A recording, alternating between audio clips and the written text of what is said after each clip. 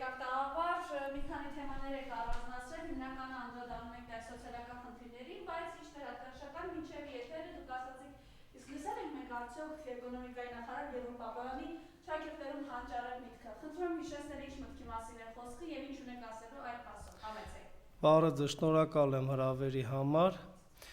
Գևորգ Պապոյանը ճիշտ ասած երկու հանճարեղ միտք է հնչեցրել, բայց առաջինը կուզեի կարճ անդրադառնալ, երկրորդը բավականին երկար, որտեղ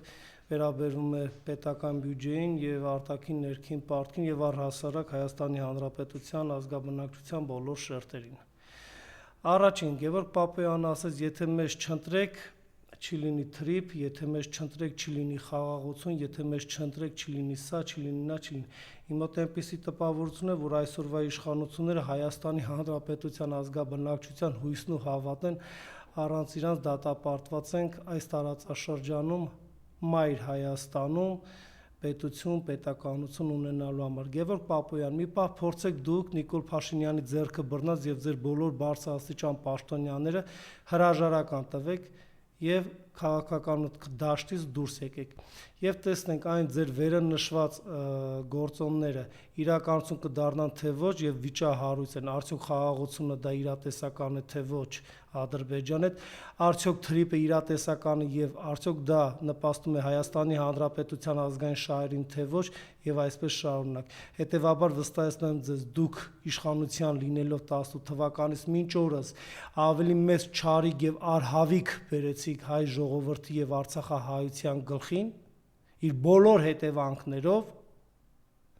քան նախկին 3 նախագահները միասին վերցրած, թեպետ իրենք նույնպես ունեին բավականին մեծ թվով ձախողումներ, թե տնտեսության ոլորտում, թե արտաքին ներքին քաղաքականության ոլորտում, բայց ամենայն դեպս Արցախը հայկական էր,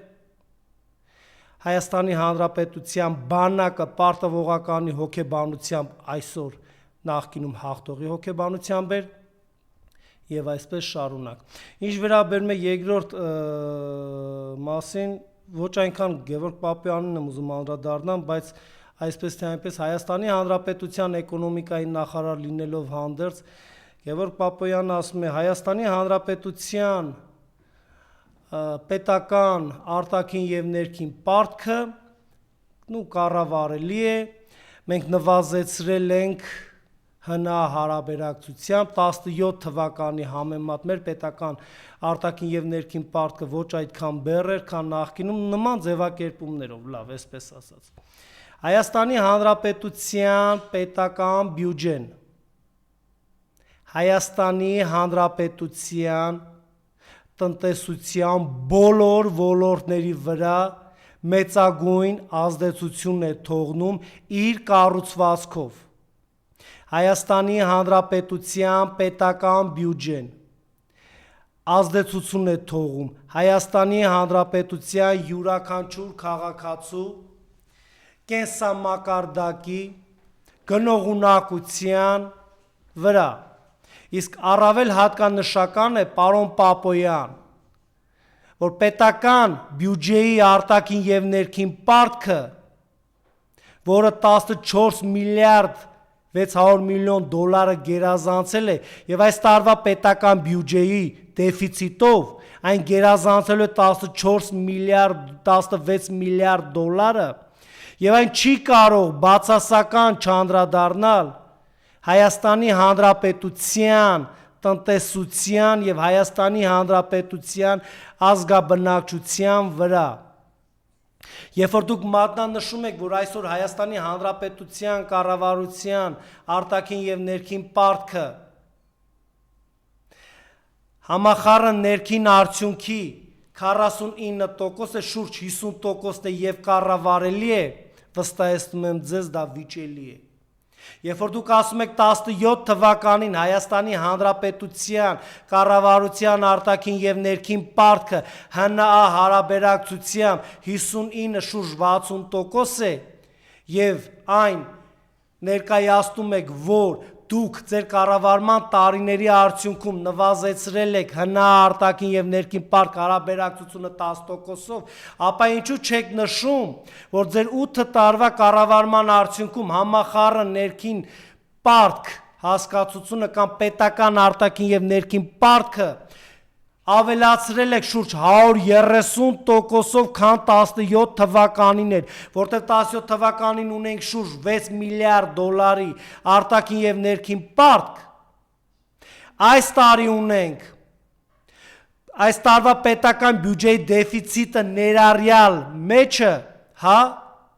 16 միլիարդ դոլարից ավելի պետական կառավարության արտաքին պարկ 100 եւ ավելի տոկոսով ավելացրել եք եւ այն չի կարող բացասական չանդրադառնալ Հայաստանի Հանրապետության ազգաբնակչության բոլոր շերտերի, հատկապես խոցելի շերտերի եւ ցածր եկամուտ ունեցող շերտերի կենսամակարդակի վրա դուք լինելով Հայաստանի Հանրապետության ոչ բարով էկոնոմիկայի նախարար լինելով մասնագիտությամբ տնտեսագետ կամ դիտավորյալ խեղաթյուրում եք ի պաշտոնե պաշտպանելով կառավարության տնտեսական քաղաքականության ծրագրերը խեղաթյուրում եք փաստերը տնտեսագիտական բոլոր օրենքներին դեմ գնալով պետական բյուջե, պետական պարկ հնարաբերակցությունը կամ իրականում դուք բավականին ցածր գիտելիքների տեր տնտեսագետ եք։ Ես հրավիրում եմ ձեզ բոլոր հարթակներում դուք ընտրեք բանավեճի բաց քննարկման ում է ցանկանում եք եկեք, ինչ նյութեր տվյալներ ուզում եք ձեզ հետ վերցրեք եւ հիմնավորեք ինձ, թե այդ ինչպես եղավ, որ 6 միլիարդ դոլարից դարձել է մեր պետական կառավարության պարտքը այս տարին մեջը ներառյալ 16 միլիարդ դոլար եւ դուք նվազեցրել եք պարտքը հնարաբերակցությամբ, միգուցե հնապետական պարտք հարաբերակցությունը նվազեցրել եք, բայց պետական պարտքի տեսակարար կշիռը ավելացել է, դա փաստ է եւ պետական պարտքի սպասարկման բեռը տարեստարի ավելանում է պետական բյուջեի կառուցվածքի վրա եւ այն չի կարող հարկաբյուջետային քաղաքականության արդյունքում բացասական չանդրադառնալ բիզնես միջավայրի վրա, օտար երկրյան ներդրումների ներգրավման վրա ներքին ներդրումների ներգրավման կամ խրախուսման վրա եւ առհասարակ Հայաստանի Հանրապետության քաղաքացիների գոյության, կենսագոյության վրա Հայաստանի Հանրապետությունում իրականում սոցիալ-տնտեսական վիճակը ահագնացող է Հայաստանի Հանրապետության պետական բյուջեի եկամուտերի համալրումը հավաքագրումը գնալով վատարանում է եւ դժվարանում է Ես զարմանում եմ ֆինանսների նախարարը, կենտրոնական բանկի նախագահան, ձեզ չեն ուղում կամ դուք խորհրդատուներ չունեք, եթե ձեզ համար պետական բյուջեն դա ֆինանսական պարզապես ծրագիր է, կամ հարկերի հավաքագրում եւ վերաբաշխում է պետական բյուջեի ծախսային կատարողականով, ոչ, պետական բյուջեն դա ճակատագրական դեր ու նշանակություն ունի տվյալ պետության, կենսագոյության, գոյության, ինքնիշխանության եւ հարաբերականորեն հարատևության վրա պետական բյուջեն ուղիղ համեմատական կապ ունի պետական ինքնիշխանության վրա առավել եւս այնպիսի երկրի, ինչպիսին որ Հայաստանի Հանրապետությունն է եւ այնպիսի հարևաններ, որ մենք ունենք եւ այնպիսի հիմնախնդիրներ, որ մենք ունենք տնտեսության ներսում դեմոգրաֆիկ պատկերը ժողովրդագրական Հայաստանի Հանրապետության արտահանման ծավալները, ներմուծման ծավալները, ներդրումների տարեստարի նվազմանը դուք ինչ եք խոսում Պարտքը, այո, պարտքը, եթե մի երկիր պարտք է ներգրավում, որպեսզի պարտք փակի, այդ երկրի էկոնոմիկայի նախարարը իրավունք չունի նման ձևակերպումով հանդես գալ, դա խայտառակություն է, դա ճիշտ չի, դա ամոթ է, պարզ օրինակ բերեմ, Հայաստանի Հանրապետության պետական բյուջեն ձեր կառավարության կողմից 26 թվականի կատարողականով պետք է լինի եկամուտների հավաքագրումը տնտեսությունից, հարկերի տեսքով, ազգաբնակչության աշխատանքի գնումների, կարծունքում գեներացված եկամուտների տեսքով 3 տրիլիոն 92 միլիարդ ՀՀ դրամ։ Ծախսայինը պետք է լինի 3 տրիլիոն 628 միլիարդ դրամ։ Իսկ դեֆիցիտը, պակասուրտը, սիրելի քաղաքացիներ, մեր բոլորիս բյուջեի կազմել է 537 միլիարդ դրամ։ Եվ այդ 537 միլիարդ դրամը այսօրվա փետրվարի 23-ի դրությամբ արժույթ արտարժույթ փոխարկելի կուրսով անում է շուրջ 1.5 միլիարդ դոլար միայն այս տարի, եթե հավաքագրումը իրականացվի պետական բյուջեով նախատեսված թվերով,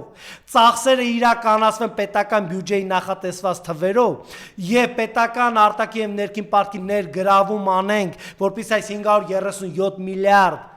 դրամը համալրենք եւ պետական բյուջեի կատարողականը 12 ամսվա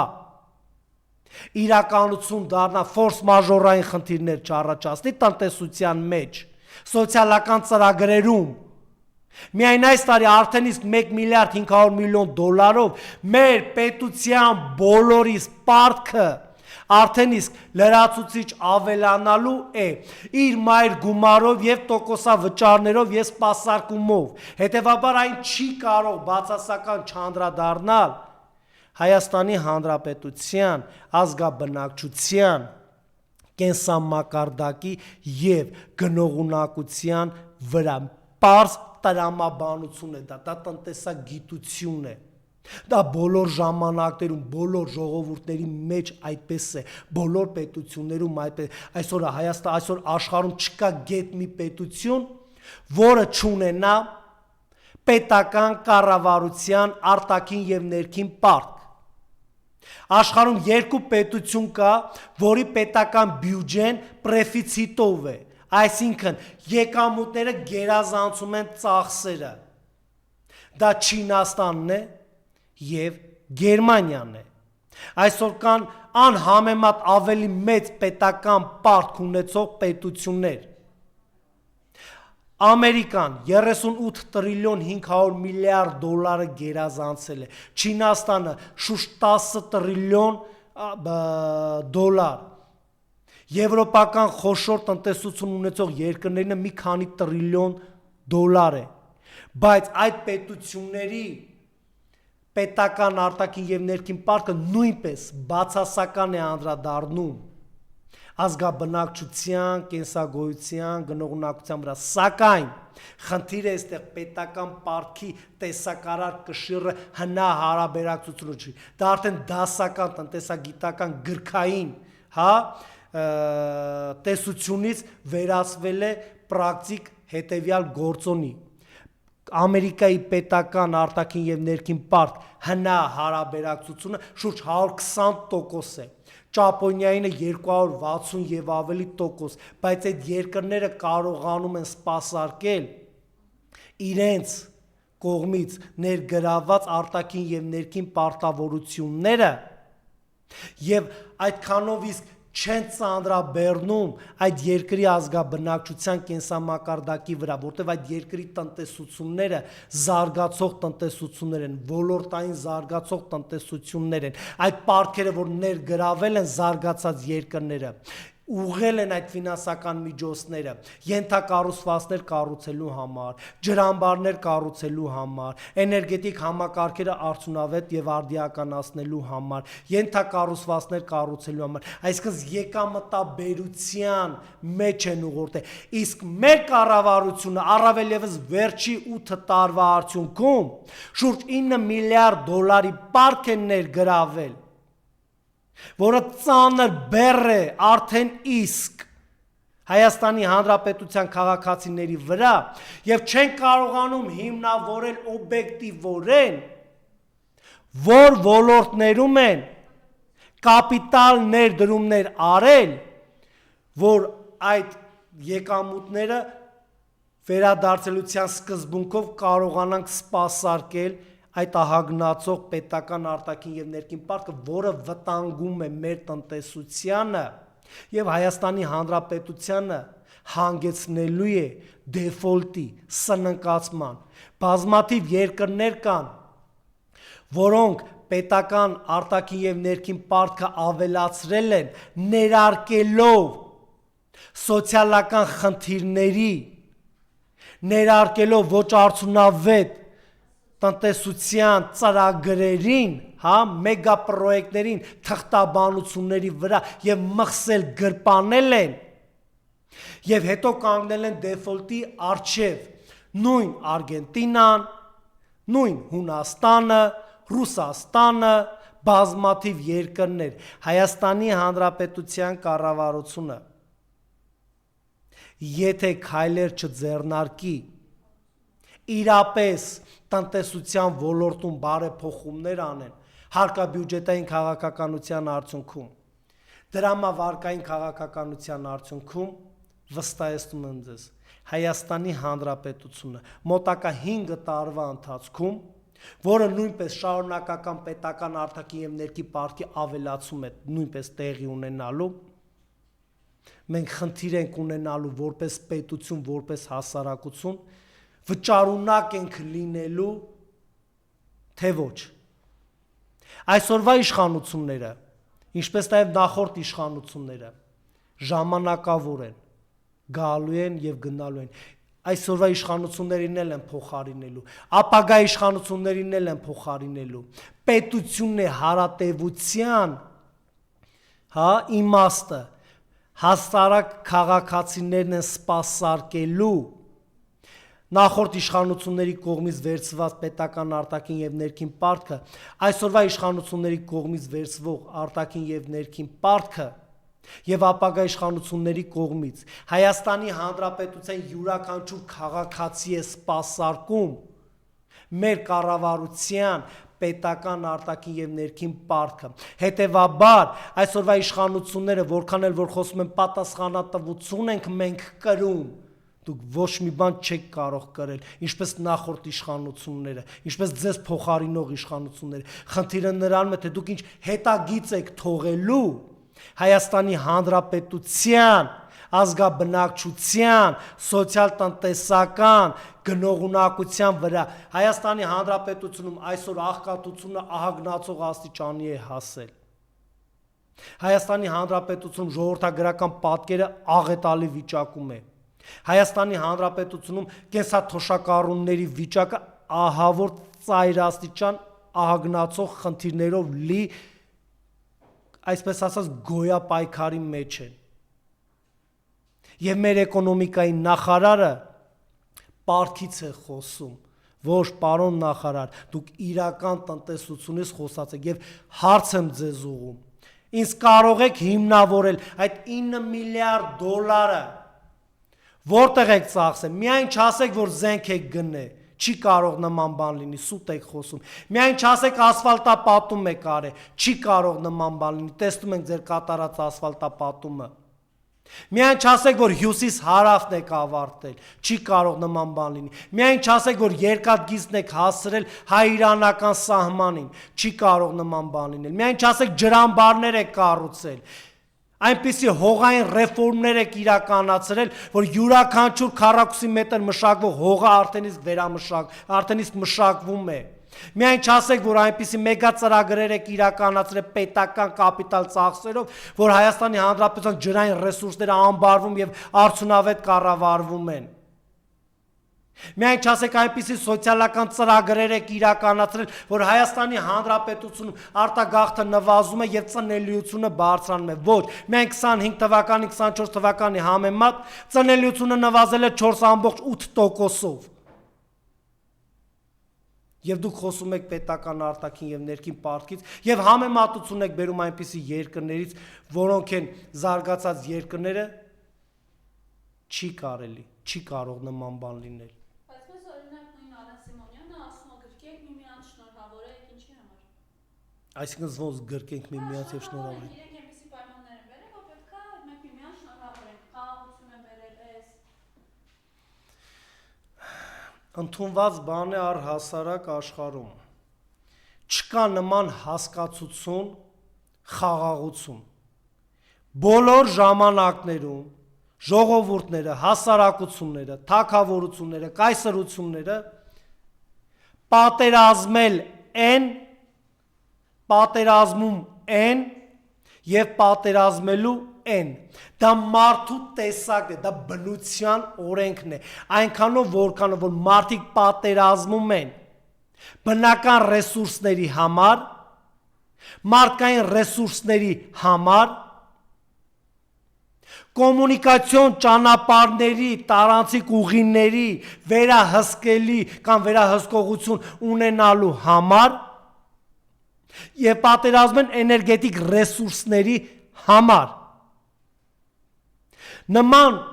խաղաղության պայմանագիր նույն Անգլիայի վարչապետ, եթե չեմ սխալվում, Չեմբերլենը, այո,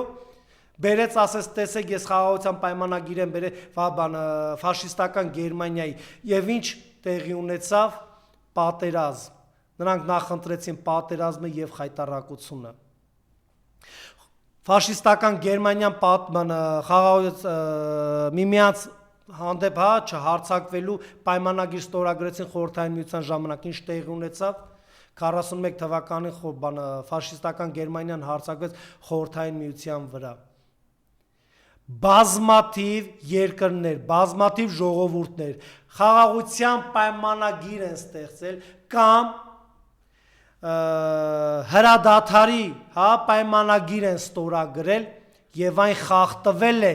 երբ որ ուժերի հավասարակշռության բալանսն է խախտվում, երբ որ իշխանության են գալիս թույլ իշխանիկներ, որը մեզ մոտ 18 թվականից եղավ։ Խաղաղությունը դա լոկ բառ չէ, սիրելի Հայաստանի Հանրապետության քաղաքացիներ։ Այսօրվա իշխանությունները պատերազմ բերեցին եւ բոլորս տեսանք դա։ Այսօրվա իշխանությունները ասում են մենք խաղաղություն ենք բերել։ Օգոստոսի 8-ին 25 թվականին Վաշինգտոնում եռակողմ ստորագրված այդ հուշագիրը խաղաղության պայմանագիր չէ, խաղաղություն չէ, այն որ սահմանին կրակոցներ չկան եւ զոհեր չունենք, փառք Աստծո, բայց դա այսօրվա իշխանության ձեռքբերումը չէ, դա պարզապես աշխարհաքաղաքական գործոնի ազդեցություն է։ Ադրբեջանի իշխանությունները, Թուրքիայի իշխանությունները թելադրում են իրենց կամքը եւ այսօրվա իշխանությունները աստիճանաբար կատարում են, հետեւաբար հարց է առաջանում. ինչու պետք է պատերազմեն մեզ հետ, տրամաբանություն չկա դրա մեջ, սա մեկ, երկրորդը, եթե 26 թվականին այս իշխանությունները վերընտրվեցին, ցավոք սրտի այսօրվա խորհրդարանական եւ արտախորհրդարանական անդիմադիր ուժերի վերադասավորումը կամ միմյանց հանդեպ ցեղ շպրտելը լավատեսություն չի ներշնչում եւ այսօրվա իշխանությունները վերարտադրվեցին, վստահեցնում եմ ձեզ, այն պահանջները, որը թուրքական գործոնը ներկայացնում է Հայաստանի Հանրապետությանը, սահմանադրության փոփոխություն, Զանգեզուրի միջանցք, անկլավների վերադարձ, մի քանի 100,000 ազերիների վերադարձ իրենց արևմտյան Ադրբեջան հասկացություն եւ այլն պահանջները եւ այս իշխանությունները եթե աստիճանաբար կատարեն, ամենայն անկեղծությամբ պատերազմելու կարիք չկա, որովհետեւ արդեն իսկ Հայաստանի Հանրապետությունը խաղաղ մեթոդներով էքսպանսիայի է ենթարկվելու, թե տնտեսական առումով մեր տնտեսությունը կլանելու է ադրբեջանա-թուրքական տնտեսությունը եւ ազերիների, թուրքերի ներթափանցումը Հայաստանի Հանրապետություն որպես լիիրավ եւ լիարժեք ՀՀ քաղաքացի ներթափանցելու են մեր տնտեսության բոլոր ոլորտները, նաեւ կառավարության պետական ապարատները, ներողություն հարց է առաջանում, սա քաղաքականություն է, թե ծնկի ենք գալու թուրքական գործոնին, այս իշխանությունների բարեհաճության կամ իրենց կողմից վարած արտաքին քաղաքականության արդյունքում։ Այսպիսի մի լավ հասկացություն կա։ Թագավորները սկսում են պատերազմել, երբ ցանկանում են, իսկ պատերազմը ավարտում են, երբ կարողանում են։ Ես չգիտեմ Ալեն Սիմոնյանը գրկախառնությունը ասելով ինչի նկատի ունի, պարոն Սիմոնյան, Նիկոլ Փաշինյան, Բաբկեն Թունյան, չգիտեմ, Գևորգ Պապոյան, Սրբուի Գայլան, այսքս այսօրվա բարձրաստիճան պաշտոնյաներ, Հայաստանի Հանրապետության քաղաքացիներին մի մոլորեցրեք կեղծ տնտեսական ձեռքբերումներով, որը իրականություն չի, այլ հակառակը խորացրել եք տնտեսությունում պրոբլեմները, հիմնախնդիրները, ոլորտներում եւ մի կեղծ հրանցրեք, կեղծիկ մեծագույն խաբկանք, որ դուք խաղաղություն եք բերել։ Այն որ հարաբերականորեն սահմանին կրակոցներ չկան, դա ոչ այնքան ձեր շնորհիվ է, այլ որքան ձեր վարած արտաքին քաղաքականության ոչ հայանպաստ լինելու արդյունքն է եւ աշխարհաքաղաքական իրավիճակի արդյունքն է։ Դուք դեմ եկեք ադրբեջանա-թուրքական գործոնին եւ փորձեք ազգանվեր հայանպաստ դիրքորոշում որթե գրեք։ Սահմանադրությունը իրապես փոփոխման կարիք ունի, այո, դառնա նախագահական կառավարական ինստիտուտ Հայաստանի Հանրապետությունը։ Դեմ եկեք Զանգեզուրի միջանցքին, պահանջեք մեր գերիներին, Արցախյան հարցը վերաբացեք եւ շահարկեք միջազգային բոլոր ամբիոններից եւ այլն եւ այլն եւ այլն։ Տեսնեմ որքան ժամանակ է տևելու Ադրբեջանի հարաբերականորեն կրակի դադարեցումը։ Անմիջապես Ադրբեջանը սկսելու է ռազմական գործողություններ Հայաստանի Հանրապետության ողջ տարածքի նկատմամբ։ Այն ժամանակ հարց է առաջանում խաղաղություններ, թե իրենց կամքի կատարումներ։ Իմ կարծիքով դուք իրենց կամքը եթե չկատարեք, իրենց պահանջները թելադրված չկատարեք, խաղաղություն Հայաստանի Հանրապետությունը չի տեսնի։ Հայաստանի Հանրապետությունը կտեսնի այն ժամանակ խաղաղություն, իսկ խաղաղությունը դա հարաբերական հասկացություն է։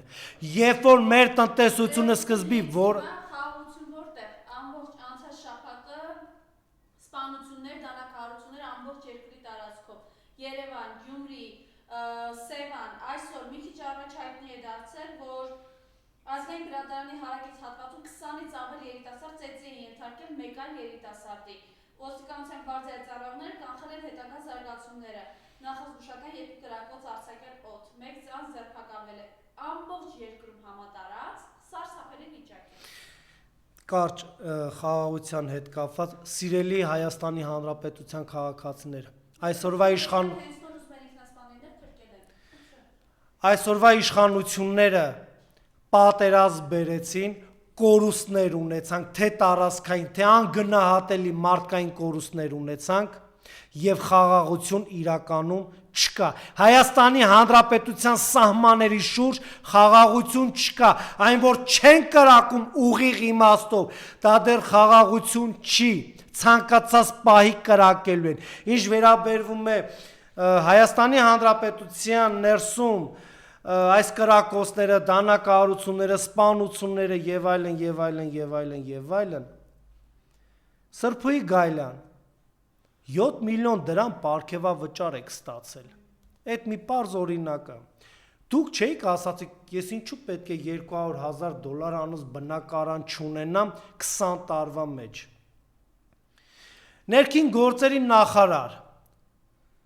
Կին Արմատ, դրա համար էլ ունենք այն ինչ որ ունենք այսօր։ Ոստիկանության պետ, դուք ձեր տեղում չեք։ Այս հանցագործությունները, այս սպանությունները բառիս ամենաուղիղ իմաստով ձեր անգործության, ձեր տգիտության եւ ձեր տեղում չլինելու արդյունք է։ Եթե Հայաստանի Հանրապետության արդարադատության նախարարությունը վերացներ Հայաստանի Հանրապետությունում անպատժելիության մթնոլորտը, եթե Հայաստանի Հանրապետության ներքին գործերի նախարարությունը օպերատիվ աշխատեր Հայաստանի Հանրապետության բոլոր բնակավայրերում, քաղաքներում, մարզերում, եթե Հայաստանի Հանրապետության ոստիկանությունը միայն այսօրվա իշխանության հետույքը Հայաստանի Հանրապետության իրապես քաղաքացիներից պաշտպանելով լծված չլինեին, ամեն աստծոր այսպիսի դեպքեր տեղի չի ունենա։ Դուք հասկանում եք Հայաստանի Հանրապետությունը լինելով միատարր էթնիկ ժողովուրդ, հայերեն ենք խոսում, եզդիները անգամ հայ են դարձել Հայաստանի Հանրապետությունում, մեր եզդի եղբայր ժողովուրդը։ Եվ Հայաստանի Հանրապետությունում այսօր այս ամբողջ արհավիքը քնչականի, դատախազության, արդարադատության նախարարության, ոստիկանության, անաշխատունակության, անգործության, ծիրակեր դարմայդի պես եկամուտ եք ստանում պետական բյուջետ, այս նույն մարդկանց կողմից վճարված հարկերի արդյունքում Հայաստանի Հանրապետությունը դարձել է կրիմինալ, ոչ թե եկեղեցում պաշտպանեք իշխանություններից կամ իշխանություններին պաշտպանեք Հայաստանի Հանրապետության քաղաքացիներից, այլ գնացեք աշխատեք բակերում, փողոցներում, թմրամոլությունը, խաղամոլությունը, դեգրադացված երիտասարդություն, կրթության, գիտության ոլորտի մասին առհասարակ չեմ ուզում խոսալ, առողջապահության նախարարության մասին առհասարակ չեմ ուզում խոսալ, արա չկա մի ոլորտ, որ դուք թերը չեք անիծում, քարը քարի վրա չեք թողել, քանդում եք Հայաստանի Հանրապետությունը, Արցախը ֆիզիկապես ոչնչացրեցիք, իսկ Հայաստանի Հանրապետությունը ներսից ֆիզիկապես ինքնաոչնչացման է գնում, տնտեսական, քաղաքական, իրավական հանցագործությունների արդյունքում, այ խելոքներ, Ադրբեջանը կյանքում չի արձակվի Հայաստանի Հանրապետության վրա, նրանք քաջ գիտակցում են, եթե մեզ թողնում են խաղաղ պայմաններում գոյակցվել եւ ունենում ենք ազգադավ դավաճան, ոչ սրտացավ, քաղաքացիների, մեր պետության պետակարության նկատմամբ իշխանություններ, մենք ինքներս մեզ ոչնչացնում ենք, մեր տեսակը մարում է այս տարածաշրջանում, ինչու պետք է մեր հարևան թշնամի ժողովուրդները զինվոր կորցնեն պատերազմի արդյունքում, զենք զինամթեր կորցնեն, իրենց տնտեսությունը վտանգեն ռազմական ծախսերի մեջ, եթե մենք ինքներս մեզ արտագաղթի արդյունքում, ծնելիության ցածր արդյունքում, սոցիալ-տնտեսական աղետի արդյունքում, վերը նշվածս այս աղետալի երևույթների արդյունքում, մենք մեզ հայտարարել ենք մեր երկրի ներսում պատերազմ բոլոր առումներով, դրա գլխավոր թիվ 1 պատասխանատուն Փաշինյան դու ես, քո 12 առաքյալ արա նախարարներդ եք եւ բոլոր վարչության պետերդ եք եւ անդիմադիր, ոչ անդիմադիր, խորհրդարանական եւ արտախորհրդարանական իշխանական ուժերն եք, դուք եք քաղաքականություն խաղում։ Ես եմ ձեզանից շնորհակալ։